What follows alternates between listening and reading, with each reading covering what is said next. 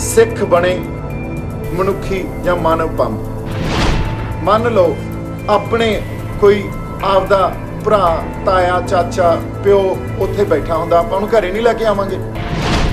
Blame game ਖੇਡਣ ਦੀ ਕੋਸ਼ਿਸ਼ ਕੀਤੀ ਜਾ ਰਹੀ ਆ। ਫਲਾਣੇ ਬੰਦੇ ਨੇ ਆਹ ਕਰਤਾ, ਫਲਾਣੇ ਬੰਦੇ ਨੇ ਦੇਖੋ ਹੁਣ ਤਬਲੀਗੀ ਜਮਾਤ ਨੇ ਕਰੋਨਾ ਫੈਲਾਤਾ, ਹੁਣ ਸ਼ਰਧਾਲੂਆਂ ਨੇ ਜਿਹੜੇ ਸਿੱਖ ਸ਼ਰਧਾਲੂ ਆ ਉਹਨਾਂ ਨੇ ਕਰੋਨਾ ਫੈਲਾਤਾ। ਮੈਨੂੰ ਇੱਕ ਬੰਦੇ ਨੇ ਮੈਸੇਜ ਕੀਤਾ, ਕੋਈ ਬਾਂਸਲ ਆ ਬਠਿੰਡੇ ਤੋਂ, ਬਾਈ ਹੁਣ ਨਹੀਂ ਬੋਲਦਾ, ਦੇਖੋ ਹੁਣ ਤੁਸੀਂ ਆ ਇੰਨੇ ਹਜੂਰ ਸਾਹਿਬ ਵਾਲੇ ਬੰਦੇ ਸਾਰੇ COVID-19 ਪੋਜ਼ਿਟਿਵ ਲਿਆਤੇ, ਇਹਨਾਂ ਨੇ ਸ਼ੁਰੂਆਤ ਸ਼ੁਰੂ ਕਰਤੀ, ਬਠਿੰਡੇ 'ਚ ਤਾਂ ਕੋਈ ਕੇਸ ਨਹੀਂ ਸੀ।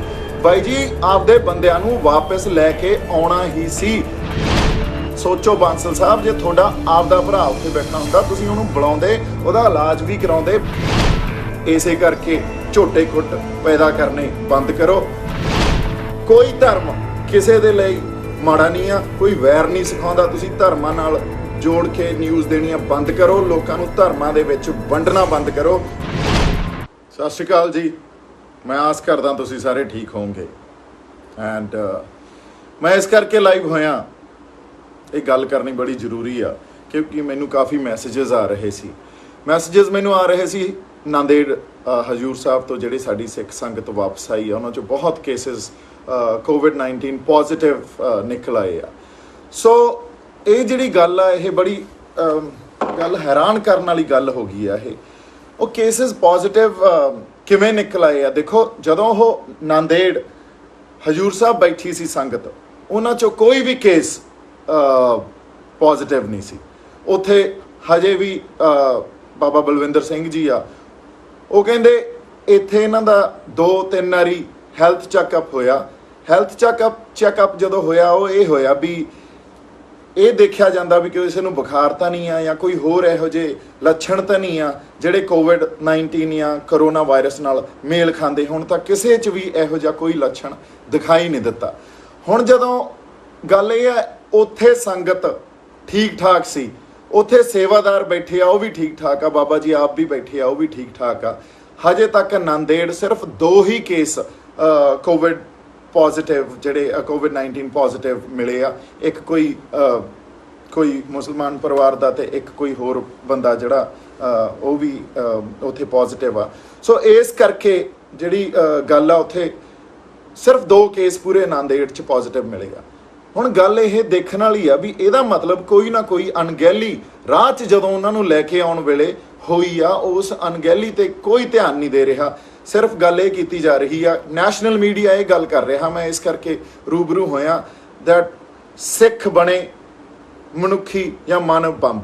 ਇਹ ਗੱਲ ਹੁਣ ਤੁਸੀਂ ਆਪ ਦੇਖੋ, ਜੇ ਨੈਸ਼ਨਲ ਚੈਨਲਸ ਤੇ ਜਾਂ ਕਿਸੇ ਮੀਡੀਆ ਪਲੇਟਫਾਰਮ ਦੇ ਜ਼ਰੀਏ ਆਪਾਂ ਇਹੋ ਜਿਹੀ ਗੱਲ ਸੁਣਦੇ ਹਾਂ ਜਾਂ ਲੋਕਾਂ ਨੂੰ ਇਹ ਗੱਲ ਕਰਦੇ ਹਾਂ। ਪਹਿਲਾਂ ਇਹੀ ਗੱਲ ਤਬਲੀਗੀ ਜਮਾਤ ਲਈ ਕੀਤੀ ਗਈ ਤੇ ਉੱਥੇ ਇੱਕ ਖਾਸ ਵਰਗ, ਖਾਸ ਧਰਮ ਨੂੰ ਟਾਰਗੇਟ ਕੀਤਾ ਗਿਆ। ਹੁਣ ਉਹੀ ਗੱਲ ਸਿੱਖਾਂ ਦੇ ਅਗੇਂਸਟ ਕੀਤੀ ਜਾ ਰਹੀ ਹੈ ਤੇ ਇੱਕ ਖਾਸ ਜਮਾਤ ਨੂੰ ਟਾਰਗੇਟ ਕੀਤਾ ਜਾ ਰਿਹਾ।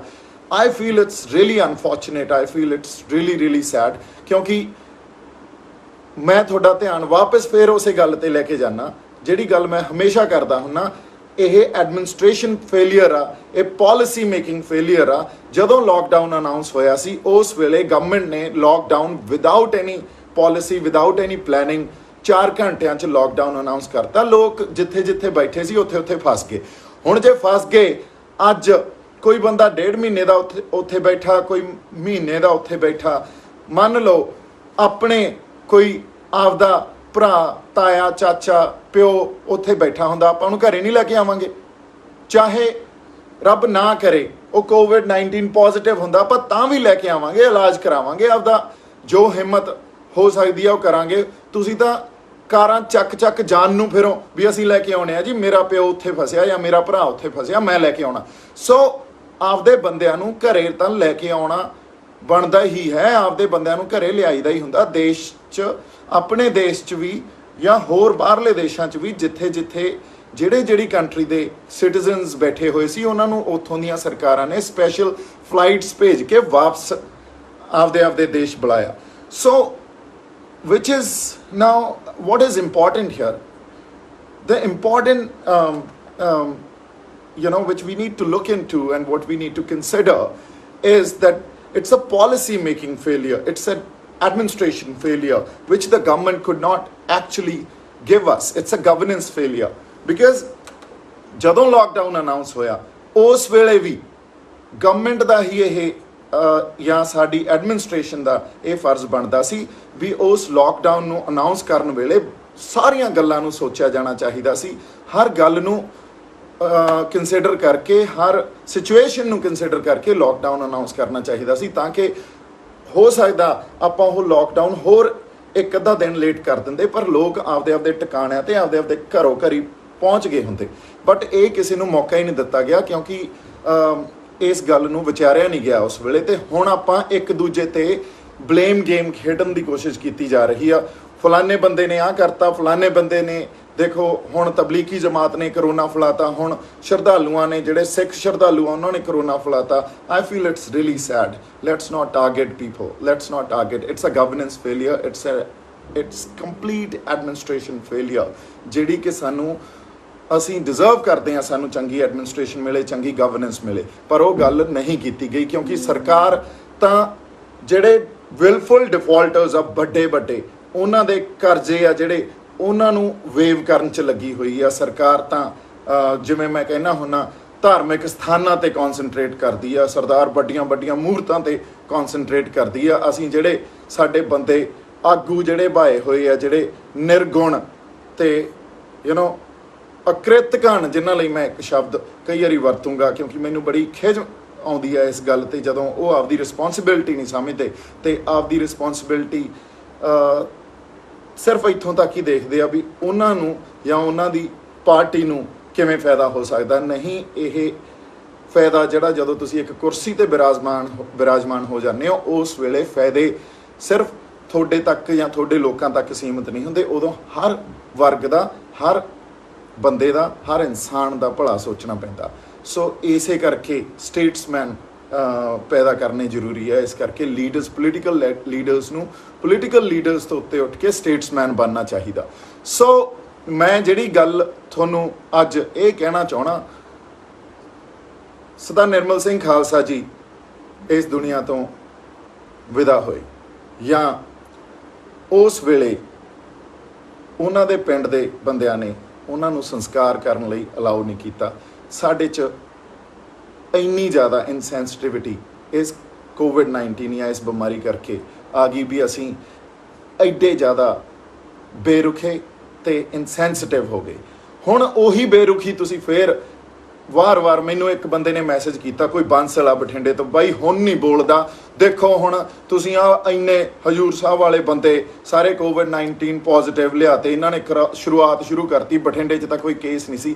ਬਾਈ ਜੀ ਆਪਦੇ ਬੰਦਿਆਂ ਨੂੰ ਵਾਪਸ ਲੈ ਕੇ ਆਉਣਾ ਹੀ ਸੀ। ਸੋਚੋ ਬਾਂਸਲ ਸਾਹਿਬ, ਜੇ ਤੁਹਾਡਾ ਆਪਦਾ ਭਰਾ ਉੱਥੇ ਬੈਠਾ ਹੁੰਦਾ ਤੁਸੀਂ ਉਹਨੂੰ ਬੁਲਾਉਂਦੇ, ਉਹਦਾ ਇਲਾਜ ਵੀ ਕਰਾਉਂਦੇ। ਪਰ ਗੱਲ ਇਹ ਆ ਇਸ ਲੋਕਡਾਊਨ 'ਚ ਇਸ ਵੇਲੇ ਗਵਰਨਮੈਂਟ ਨੂੰ ਸਾਨੂੰ ਸਪੋਰਟ ਕਰਨੀ ਚਾਹੀਦੀ ਆ, ਸਾਨੂੰ ਚੰਗੀ ਗਵਰਨੈਂਸ ਦੇਣੀ ਚਾਹੀਦੀ ਆ। ਇਹ ਗਵਰਨਮੈਂਟ ਏਜੰਸੀਜ਼ ਜਾਂ ਐਡਮਿਨਿਸਟ੍ਰੇਟਿਵ ਏਜੰਸੀਜ਼, ਇਹ ਉਹਨਾਂ ਦਾ ਫੇਲੀਅਰ ਆ, ਹੋਰ ਕਿਸੇ ਦਾ ਫੇਲੀਅਰ ਨਹੀਂ ਆ। ਜਦੋਂ ਉਹ ਪਹਿਲੀ ਗੱਲ ਤਾਂ ਉੱਥੋਂ ਚੱਲੇ ਉਦੋਂ ਉਹਨਾਂ ਤੱਕ ਕੋਈ, ਉਹਨਾਂ 'ਚ ਪੋਜ਼ਿਟਿਵ ਕੋਵਿਡ-19 ਪੋਜ਼ਿਟਿਵ ਨਹੀਂ ਸੀ, ਕੋਈ ਲੱਛਣ ਨਹੀਂ ਸੀ। ਰਾਹ 'ਚ ਕੋਈ ਗੜਬੜ ਹੋਈ ਆ, ਉਹਨਾਂ ਨੂੰ ਇੰਦੌਰ 2 ਦਿਨ ਰੋਕਿਆ ਗਿਆ। ਐਨੀਵੇਜ਼ ਗੜਬੜ ਕਿਸੇ ਨੇ ਜਾਣ ਕੇ ਨਹੀਂ ਕੀਤੀ, ਅਣਗਹਿਲੀ ਹੋਈ ਆ। ਜਦੋਂ ਅਣਗਹਿਲੀ ਹੋ ਗਈ ਤਾਂ ਇਸ ਟਾਈਮ ਜਦੋਂ ਉਹ ਆਏ, ਪਹਿਲਾਂ ਉਹਨਾਂ ਨੂੰ ਪੰਜਾਬ 'ਚ ਵੀ ਕੁਆਰੰਟਾਈਨ 'ਚ ਰੱਖਣਾ ਚਾਹੀਦਾ ਸੀ। ਇਹ ਕਾਮਨ ਸੈਂਸ ਸੀ ਜਿਹਨੂੰ ਆਪਾਂ ਕਹਿੰਦੇ ਆ। ਕਿਸੇ ਵੀ ਨਾਰਮਲ ਬੰਦਾ ਵੀ ਇਸ ਗੱਲ ਨੂੰ ਸਮਝ ਸਕਦਾ ਵੀ ਉਹਨਾਂ ਨੂੰ ਘਰੋਂ ਘਰੀ ਨਾ ਭੇਜੋ। ਪਹਿਲਾਂ ਉਹਨਾਂ ਨੂੰ ਘਰੋਂ ਘਰੀ ਭੇਜਿਆ ਗਿਆ, ਉਦੋਂ ਬਾਅਦ ਬੁਲਾ ਕੇ ਤੁਸੀਂ ਉਹਨਾਂ ਦਾ ਟੈਸਟ ਕਰਦੇ ਹੋ 2 ਦਿਨਾਂ ਬਾਅਦ। It makes no sense. then you are not breaking the chain has already gone further। so ਜਦੋਂ ਉਹ ਆਉਂਦੇ ਉਹਨਾਂ ਦਾ ਕੋਵਿਡ-19 ਟੈਸਟ ਤੁਸੀਂ ਕਰੋ, ਉਦੋਂ ਬਾਅਦ ਤੁਸੀਂ ਇਹ ਦੇਖੋ ਵੀ ਉਹ ਸਹੀ ਸਲਾਮਤ ਆ, ਤੰਦਰੁਸਤ ਆ ਤਾਂ ਘਰੋਂ ਘਰੀ ਭੇਜ ਦਿਓ, ਜੇ ਨਹੀਂ ਆ ਤਾਂ ਉਹਨਾਂ ਨੂੰ ਕੁਆਰੰਟਾਈਨ 'ਚ ਰੱਖੋ। ਸੋ ਉਹਨਾਂ ਨੂੰ ਕੁਆਰੰਟਾਈਨ 'ਚ ਰੱਖਣਾ ਜਾਂ ਕੰਪਲਸਰੀ ਕੁਆਰੰਟਾਈਨ 'ਚ ਰੱਖੋ। 14 ਦਿਨਾਂ ਬਾਅਦ ਐਟਲੀਸਟ ਆਪਦੇ ਟਿਕਾਣਿਆਂ ਤੇ ਉਹ ਜਾ ਸਕਦੇ ਆ। ਬਿਕਾਜ਼ ਆਪਾਂ ਨੂੰ ਹਜੇ ਤੱਕ ਵੀ ਸ਼ੋਰ ਨਹੀਂ ਆ ਆਪਾਂ ਕਿੰਨੀ ਦੇਰ ਅੱਗੇ ਇਸ ਲੋਕਡਾਊਨ 'ਚ ਰਹਿਣਾ। ਸੋ ਮੈਂ ਇਹੀ ਗੱਲ ਕਹੂੰਗਾ, ਇਨਸਾਨੀਅਤ ਨੂੰ ਸਮਝੋ। ਗੱਲਾਂ ਇਹਨਾਂ ਧਰਮਾਂ ਤੋਂ, ਇਹਨਾਂ ਜਿਹੜੀਆਂ ਰਾਜਨੀਤਿਕ ਚੀਜ਼ਾਂ ਤੋਂ ਜਾਂ ਸਟੇਟਮੈਂਟਸ ਤੋਂ ਉੱਤੇ ਉੱਠ ਕੇ ਸੋਚੋ। ਜਿਹੜਾ ਮੀਡੀਆ ਸਾਡਾ ਪੰਜਾਬ ਦਾ ਮੀਡੀਆ ਜਾਂ national media I really request ਤੁਸੀਂ ਆਪਦੀ ਰਿਸਪੌਂਸਿਬਿਲਟੀ ਨੂੰ ਸਮਝੋ। ਤੁਸੀਂ ਇਹ ਗੱਲ ਨਾ ਕਹੋ ਸਿੱਖ ਸ਼ਰਧਾਲੂਆਂ ਨੇ ਕਰੋਨਾ ਫੈਲਾਇਆ, ਕਿੱਡੀ ਮਾੜੀ ਗੱਲ ਆ ਇਹ। ਕਿਸੇ ਸਿੱਖ ਸ਼ਰਧਾਲੂ ਨੇ ਕਰੋਨਾ ਜਾਣ ਕੇ ਨਹੀਂ ਫੈਲਾਇਆ, ਕਿਸੇ ਸਿੱਖ ਸ਼ਰਧਾਲੂ ਨੂੰ ਕਰੋਨਾ ਜਾਣ ਕੇ ਨਹੀਂ ਹੋਇਆ, ਕਿਸੇ ਦੀ ਕੋਈ ਸਾਜ਼ਿਸ਼ ਨਹੀਂ ਆ। ਅਣਗਹਿਲੀ ਆ, ਪੂਅਰ ਗਵਰਨੈਂਸ ਆ, ਪੂਅਰ ਐਡਮਿਨਿਸਟ੍ਰੇਸ਼ਨ ਆ, ਪੂਅਰ ਪਾਲਿਸੀ ਮੇਕਿੰਗ ਆ। That's what it is. ਅਗਲੀ ਗੱਲ ਜਿਹੜੀ ਮੈਂ ਤੁਹਾਨੂੰ ਇਹ ਕਰਨਾ ਚਾਹੁੰਦਾ, ਦੇਖੋ ਮੇਰੇ ਇਹ ਬਹੁਤ ਖਟਕਦੀ ਆ, ਇਹ ਜ਼ਿਹਨ 'ਚ ਮੇਰੇ ਦਿਮਾਗ 'ਚ ਖਟਕਦੀ ਆ। ਜਦੋਂ ਸਾਡੇ ਇੱਕ ਪਟਿਆਲੇ ਨਿਹੰਗ ਸਿੰਘ ਨੇ ਇੱਕ ਪੁਲਿਸ ਆਫਿਸਰ ਦਾ ਹੱਥ ਵੱਢਿਆ, ਉਹ ਹੀਟ ਆਫ ਦਾ ਮੋਮੈਂਟ 'ਚ ਗੱਲ ਹੋਈ, ਉਦੋਂ ਵੀ ਇਹੀ ਧਰਮ ਤੇ ਆ ਕੇ ਗੱਲ ਟਿਕਾਈ ਇਹਨਾਂ ਨੇ। ਉਦੋਂ ਵੀ ਮੈਂ ਇਹੀ ਗੱਲ ਕਹੀ ਸੀ, ਇਹ ਇੱਕ ਕਿਸੇ ਇਨਸਾਨ ਨੂੰ ਗੁੱਸਾਇਆ, ਉਹਨੇ ਕਿਸੇ ਆਪਦੇ ਐਕਸ਼ਨ ਦੇ ਲਈ ਉਹ ਗੁੱਸਾ ਉਹ ਤੋਂ ਆਪੇ ਤੋਂ ਬਾਹਰ ਹੋ ਗਿਆ ਤੇ ਉਹਨੇ ਇੱਕ ਫਲਾਨਾ ਕੰਮ ਕਰਤਾ। ਹਾਲਾਂਕਿ ਉਸ ਵੇਲੇ ਅਸੀਂ ਪੁਲਿਸ ਦੇ ਨਾਲ ਖੜੇ, ਪੁਲਿਸ ਵਾਲਿਆਂ ਨੂੰ ਇਹ ਕਿਹਾ that is really unfortunate what has happened। ਮੈਂ ਸਪੈਸ਼ਲੀ ਲਾਈਵ ਹੋ ਕੇ ਆਪਦੇ ਬੰਦਿਆਂ ਨੂੰ ਵੀ ਕਿਹਾ ਵੀ ਸਾਨੂੰ ਇੰਟਰਸਪੈਕਸ਼ਨ ਦੀ ਜ਼ਰੂਰਤ ਆ, ਪਰ ਪੁਲਿਸ ਨੂੰ ਵੀ ਕਿਰਦਾਰ ਦਿਖਾਉਣਾ ਚਾਹੀਦਾ ਸੀ। ਉਹਨਾਂ ਬੰਦਿਆਂ ਨੂੰ ਤੁਸੀਂ ਰਿਮਾਂਡ ਲੈ ਕੇ ਕੁੱਟ ਕੇ ਉਹਨਾਂ ਨੂੰ ਨੰਗੇ ਸਿਰੀ ਬੁਰਾ ਹਾਲ ਕਰਕੇ ਉਹਨਾਂ ਨੂੰ ਕੋਰਟ 'ਚ ਪੇਸ਼ ਕਰਦੇ ਹੋ। ਤੁਹਾਡਾ ਜਿਹੜਾ ਕੈਰੈਕਟਰ ਤੇ ਸਵਾਲ ਵੀ ਉੱਠਦੇ ਆ। ਸੋ ਸਾਨੂੰ ਜਿਹੜੇ ਕੈਮਰਿਆਂ ਦੇ ਸਾਹਮਣੇ ਗੱਲਾਂ ਆ ਜਾਂਦੀਆਂ ਉਹ ਤਾਂ ਦਿਖਦੀਆਂ, ਜਦੋਂ ਕੈਮਰਿਆਂ ਦੇ ਪਿੱਛੇ ਥਾਣਿਆਂ 'ਚ ਜਿਹੜੀਆਂ ਗੱਲਾਂ ਹੁੰਦੀਆਂ ਉਹਨਾਂ ਤੇ ਕੋਈ ਸਵਾਲ ਨਹੀਂ ਕਰਦਾ। ਸੋ ਗੜਬੜ ਹਰ ਕਿਤੇ ਹੀ ਪਈ ਆ, ਗੜਬੜ ਸਮਾਜ 'ਚ ਵੀ ਆ, ਗੜਬੜ ਮੇਰੇ ਖਿਆਲ 'ਚ ਸਾਡੇ ਐਡਮਿਨਿਸਟ੍ਰੇਸ਼ਨ ਯੂਨਿਟਸ 'ਚ ਵੀ ਆ। ਤਾਂ ਇਸੇ ਗੜਬੜ ਨੂੰ ਤਾਂ ਸੰਭਾਲਣਾ, ਇਸੇ ਕਰਕੇ ਐਜੂਕੇਸ਼ਨ ਜ਼ਰੂਰੀ ਆ, ਇਸੇ ਕਰਕੇ ਝੋਟੇ ਕੁੱਟ ਪੈਦਾ ਕਰਨੇ ਬੰਦ ਕਰੋ ਐਂਡ ਚੀਜ਼ਾਂ ਨੂੰ ਇੱਕ ਬਾਕਸ ਤੋਂ ਬਾਹਰ ਮੇਰੇ ਖਿਆਲ 'ਚ always think outside the box, consider the other side of both the aspects, consider both the aspects always and try to understand it critically। so critically ਜੇ ਆਪਾਂ ਚੀਜ਼ਾਂ ਨੂੰ ਦੇਖੀ ਜਾਂ critically ਆਪਾਂ ਉਹਨਾਂ ਨੂੰ ਅੰਡਰਸਟੈਂਡ ਕਰਨ ਦੀ ਕੋਸ਼ਿਸ਼ ਕਰੀਏ ਤਾਂ ਇਹੀ ਗੱਲ ਆ ਵੀ ਕੋਈ ਧਰਮ ਕਿਸੇ ਦੇ ਲਈ ਮਾੜਾ ਨਹੀਂ ਆ, ਕੋਈ ਵੈਰ ਨਹੀਂ ਸਿਖਾਉਂਦਾ। ਤੁਸੀਂ ਧਰਮਾਂ ਨਾਲ ਜੋੜ ਕੇ ਨਿਊਜ਼ ਦੇਣੀਆਂ ਬੰਦ ਕਰੋ, ਲੋਕਾਂ ਨੂੰ ਧਰਮਾਂ ਦੇ ਵਿੱਚ ਵੰਡਣਾ ਬੰਦ ਕਰੋ। ਮੀਡੀਆ ਵਾਲਿਓ ਤੁਹਾਨੂੰ ਵੀ ਮੇਰੀ ਹੱਥ ਜੋੜ ਕੇ ਬੇਨਤੀ ਆ, ਲੋਕਾਂ ਨੂੰ ਵੀ ਹੱਥ ਜੋੜ ਕੇ ਬੇਨਤੀ ਆ, ਸਿਰਫ ਗੱਲ ਹੋਣੀ ਚਾਹੀਦੀ ਆ ਇਨਸਾਨੀਅਤ ਦੀ ਤੌਰ ਤੇ ਗੱਲ ਹੋਣੀ ਚਾਹੀਦੀ ਆ। ਜੇ ਕੋਈ ਕਰੋਨਾ ਪੋਜ਼ਿਟਿਵ ਆ ਗਿਆ, ਜੇ ਕੋਈ ਕੋਵਿਡ-19 ਪੋਜ਼ਿਟਿਵ ਆ ਗਿਆ ਤਾਂ ਉਹਨੂੰ ਇਨਸਾਨ ਦੀ ਤਰ੍ਹਾਂ ਹੀ ਦੇਖੋ, ਉਹਨੂੰ ਉਵੇਂ ਹੀ ਦੇਖੋ। ਹੋ ਸਕਦਾ ਤੁਹਾਡਾ ਕੋਈ ਫੈਮਿਲੀ ਮੈਂਬਰ ਹੋਵੇ, ਜਾਂ ਇਹ ਦੇਖੋ ਉਹਨਾਂ ਦੇ ਫੈਮਿਲੀ ਤੇ ਕੀ ਬੀਤਦੀ ਹੋਊਗੀ ਜਦੋਂ ਜਿਨ੍ਹਾਂ ਦੇ ਬੰਦੇ ਬਿਮਾਰ ਹੋਣਗੇ। ਜੇ ਤੁਹਾਡਾ ਰੱਬ ਨਾ ਕਰੇ ਕੋਈ ਬਿਮਾਰ ਹੋ ਜਾਏ, ਤੁਸੀਂ ਇਹ ਗੱਲ ਮਨਜ਼ੂਰ ਕਰੋਗੇ ਵੀ ਜੋ ਜਿਸ ਤਰ੍ਹਾਂ ਦੀ ਨੈਗੇਟਿਵਿਟੀ ਫੈਲਾਈ ਜਾ ਰਹੀ ਆ। ਸੋ ਮੈਨੂੰ ਬੜੀ ਖੇਜ ਆਉਂਦੀ ਹੈ ਇਸ ਗੱਲ ਤੇ ਜਦੋਂ ਧਰਮ ਦੇ ਨਾਲ ਜੋੜ ਕੇ ਗੱਲਾਂ ਕੀਤੀਆਂ ਜਾਂਦੀਆਂ। ਇਹ ਕੋਈ ਗੱਲ ਨਹੀਂ ਹੁੰਦੀ, ਧਰਮ ਇਹ ਚੀਜ਼ਾਂ ਨਹੀਂ ਸਿਖਾਉਂਦੇ। ਸਿੱਖ ਲਓ, ਚੰਗੇ ਰਹੋਗੇ। ਬਾਕੀ ਰੱਬ ਰਾਖਾ। ਸਤਿ ਸ਼੍ਰੀ ਅਕਾਲ ਜੀ। ਮੈਂ ਆਪਣੇ ਇਹ ਮੋਢਿਆਂ ਤੇ ਗੋਡਿਆਂ ਤੋਂ ਬਹੁਤ ਦੁਖੀ ਸੀ। ਮੇਰੇ ਲਈ ਤਾਂ ਤੁਰਨਾ ਫਿਰਨਾ ਵੀ ਇੰਨਾ ਔਖਾ ਹੋਇਆ ਸੀ, ਮੈਂ ਦੱਸ ਵੀ ਨਹੀਂ ਸਕਦਾ। ਪਰ ਜਦ ਤੋਂ ਮੈਨੂੰ ਫੀ ਰਿਲੀਫ ਮਿਲਿਆ, 2.5-3 ਮਹੀਨੇ ਇਸਤੇਮਾਲ ਕਰਨ ਤੋਂ ਬਾਅਦ ਗੋਡੇ ਵੀ ਓਕੇ, ਮੋਢੇ ਵੀ ਓਕੇ।